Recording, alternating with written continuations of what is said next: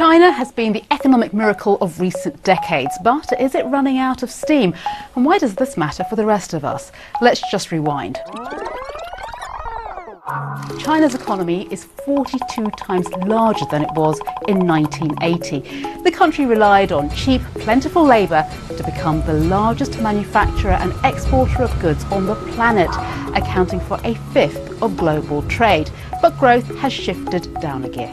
The official figures say the economy is growing by about 6.6%, but independent economists think it may be closer to 5% or even lower.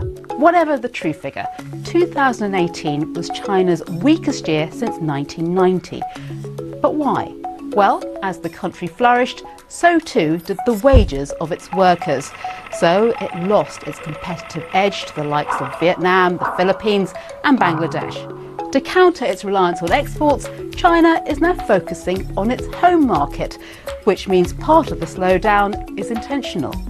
Another reason is the size of China's debt. Borrowing by the government, companies and consumers now totals almost 3 times the size of the country's annual income. The measures imposed by the government to curb lending have hit spending and investment, feeding into the slowdown. All of this has led to plenty of red lights flashing when it comes to the country's economic health. So what does the slowdown look like inside China?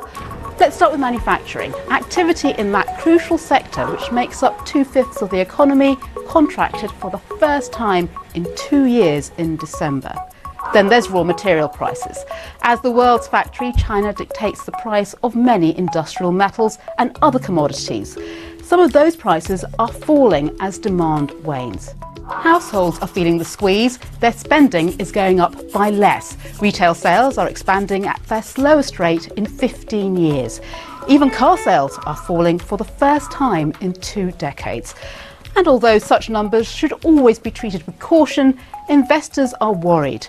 Shanghai's stock market lost a quarter of its value in 2018. And let's not forget the trade war with the US, which triggered tariffs on both sides.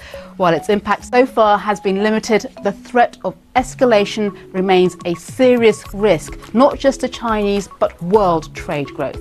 And this is the crucial point. Any slowdown in China's economy will have repercussions for countries across the world if Chinese consumers and companies are not buying as much as previously hoped. So, all doom and gloom? Well, China's time in the sun, its superhuman growth spurt may be over. By 2030, economists say growth will have settled down to about 1/3 of its current value.